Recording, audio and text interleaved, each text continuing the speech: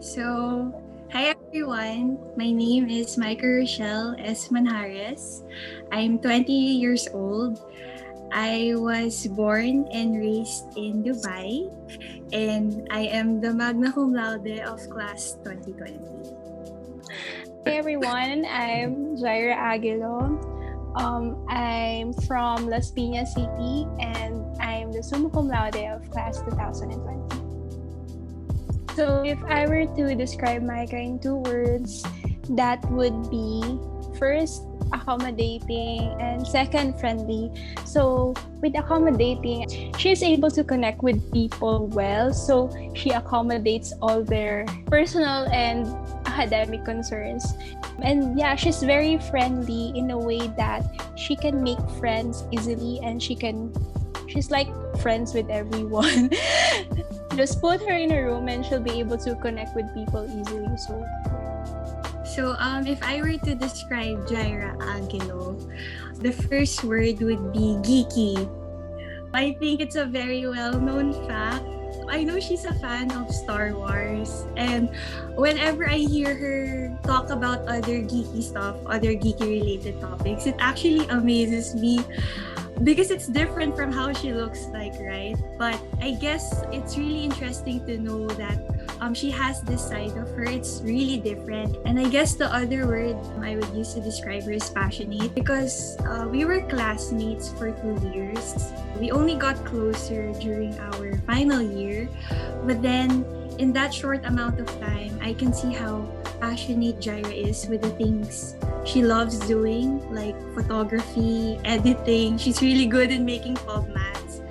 So yeah, I really admire those two characteristics of Jirah. When I was a kid, I originally wanted to be a pharmacist. But then when I was grade 8, that was when I realized that I was into business. Hence the degree I took up, business administration. So I guess right now that I've graduated and all, a field of work I want to be in is somewhere along the line of the HR department, because I'm very people oriented. So I guess that's the field of career or choice of career that I want to pursue.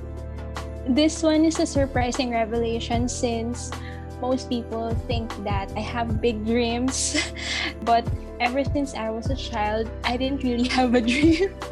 I didn't know what I wanted to be. But back then, I enjoyed reading books and writing. So as a kid, what I only have was like dreams of the things I want to do, but not really my career. So I knew that I wanted to write, I wanted to travel and see a lot of places. I knew I wanted to pursue photography because I enjoy taking pictures, but then I didn't really know what career I wanted. So I grew up not knowing that, and I didn't even know how I ended up in business. So now that I graduated, I think I still have the same desires, but then this time I wanted it to be more meaningful. If you've heard my speech, I wanted to look for something with a deep purpose. So I think right now I'm planning to pursue something that's more on the religious or non-profit area. First, I really spent a lot of time with Sir Denver the Radar. He was my teacher since grade 12. So that explains our closeness. He was my mentor in a lot of ways, not just in the subjects that he's teaching, but more on research. Like up to now, we are communicating because I'm doing some researches right now. So up to now, I'm still consulting with him. I'm still talking with him. And he's also my mentor in my personal life. Like I open up a lot to him about personal things, and he's able to provide. The thing about Sir Denver is that he's very objective about things, and he thinks rationally. He's able to provide rational advice. So he's my mentor more on the academic side, but also like he's like a friend. But I also have to give credit to Miss Mary because she's been my teacher since grade 11. So we were together for 4 years, and she knew a lot about me. I think she figured me out even before I figured myself out.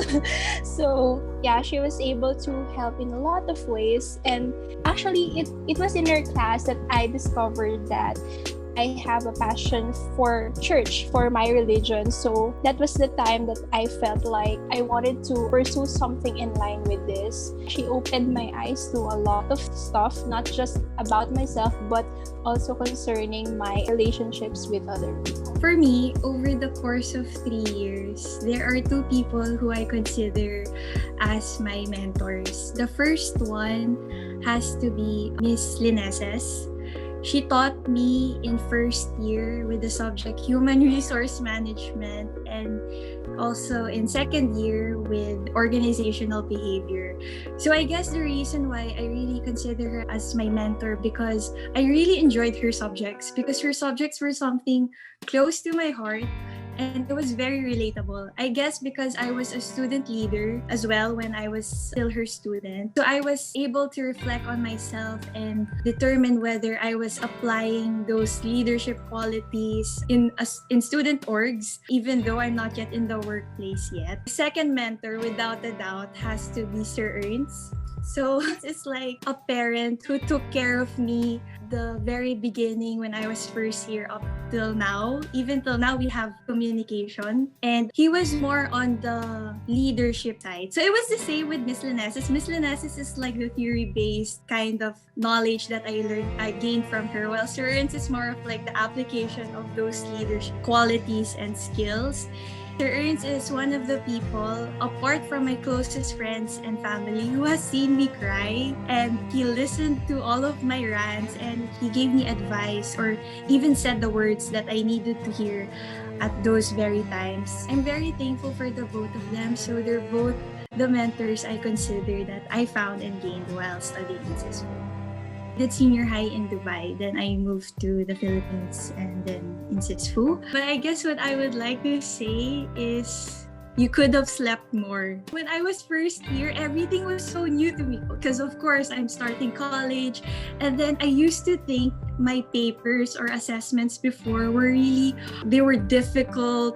So I guess if I had the chance, I would tell myself when I was first year is you could have slept more. If I were to talk to my grade 11 self, I would tell her that everything's going to work out fine, because during the 2 years of my senior high, honestly, that was one of the toughest phases of my life. I had several family problems, and mostly family problems, and back then I didn't really know where to study for college and how to study for college since we were struggling financially. But now, well, here I am. So I would tell her to just hang on, because eventually everything will turn out well, even better than what I expected. So I actually didn't regret anything, but I think one thing is that I wish I socialized more because like what Micah said earlier, I only came close with them during our last year, and sadly things ended this way because of the pandemic, so I wasn't really able to spend a lot of time with them. So I wish that I socialized more, because I was really very introverted. But now looking back, now that we're several months in this quarantine, I wish that I could have spent more time with them. I don't really regret any. I really enjoyed my 3 years in SISFU. One thing I regret is that I should have managed my time better, especially during third year. Because for some reason, I don't know why, that was the year when I was struggling with procrastination. When I had a dissertation to do, I had other academic deadlines to meet, and I had an org to lead. So I guess there was a few times during my third year where I was overwhelmed with everything on my plate. But then I guess if I managed my time better, especially during third year, I wouldn't have struggled with such phases in my life. But here I am, and I graduated and I made it. So for me, ever since I was first year college, graduation for my bachelor's degree was actually one of the days I looked forward to ever since the very beginning. It's like the finish line. It's like okay, you're officially done. You graduated, on to the next chapter. And it's true that I was sad about us not having face-to-face graduation because I was looking forward to it. But I guess the process and being the first batch to have an online graduation, I learned how to be thankful, especially during this pandemic. Firstly, I'm just so thankful that everyone was able to celebrate in the safe and the comfort of their own homes. And I'm also most thankful to the management, to the SISFU management, to the employees, to the staff, to all the people who worked hard behind the scenes to provide us the best virtual graduation they could possibly ever give. There's so many self-realizations I had during this pandemic and the process of waiting for our graduation, but most of all, I'm thankful that everyone's safe and healthy. The online graduation, I think, actually taught me two things. First, it made me realize that despite everything, I'm so privileged to have graduated college, to have received such quality education. So a lot of people right now are struggling with their education, like how to shift to online, and made me realize that I'm really, really privileged to have finished my degree, even if it has to end this way. I'm very grateful. And second, it taught me that time is just an illusion. Felt like time is just an illusion because I used to think of graduation as the major transition to another chapter of my life. Everything changes. I officially feel like an adult. But then, now that I had to graduate online, it felt like time was just an illusion. I could have achieved the new chapter of my life earlier, which I did because of the pandemic. So I think that future doesn't really matter. Live for what's happening right now. Live for the present. And if it's given to you, then just be grateful, or at least acknowledge the privilege that you have. Sisig. Creamy salmon or anything with salmon. I hope I don't offend anyone, but ampalaya. I don't like dried fish. Okay, I'll go first. Naruto. I grew up watching K-dramas. So I will name a K-drama that I like while you were sleeping. Watch it, guys. Oy, yes. I have a lot of celebrity crushes, but my favorite one out of all is Chris Evans. Naruto, of course. Second, Percy Jackson. One of the pet peeves I know Jirah has is when people cut in line, because I think I've seen her make a face when there's this person that cut in line. We were in SNX. From my observation, she got pretty annoyed when someone went toot, touched her nose. For me, I think I'd want Natalie Portman to portray me. I'm actually a big fan of Jennifer Lawrence and her works. I always envision myself like a Ghibli heroine.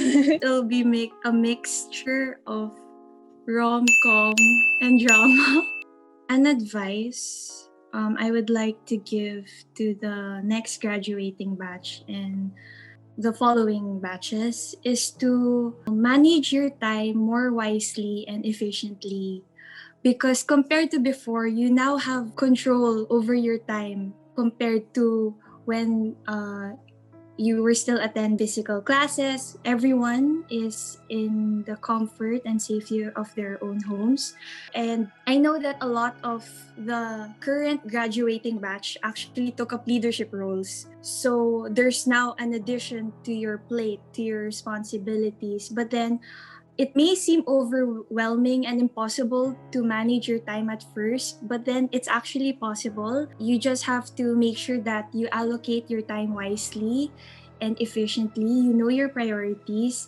And I guess another thing I would like to add is to continually remain focused and persevere until the very end.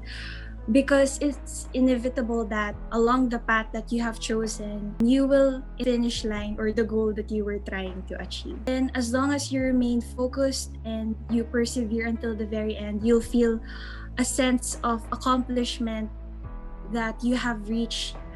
I think I've already imparted some advice during my speech, so I would like to reiterate that. Just as what I've said in the concluding part, instead of aiming high, we should aim deep. Because we're all taught to aim high, to be rich, to be powerful, to be acknowledged by everyone. I think most of our dreams are like that. We want to be a well-known, let's say, managers or an effective leader.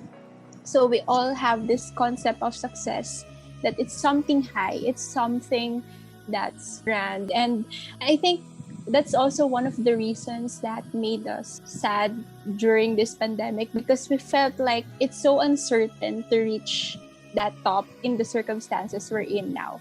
So I think my advice to these coming batches of college graduates is to know why you are doing those things. Like, make sure that your reason for doing or pursuing these things is something meaningful to you first, and also to other people around you, because situations like this might make you lose hope if you don't have a solid foundation of what you really wanted. So if you have a clear sight of what you want, if you have a vision of what you really want to do or what you really want to achieve, and if it's something meaningful, you won't let this kind of circumstance prevent you or stop you from achieving them. Like, no matter what challenges you face, you would not give up and just keep pursuing that, because it's meaningful to you. It's something in line with your values, with your personal beliefs. So you have to discover that first before you actually pursue anything, before you conceptualize success.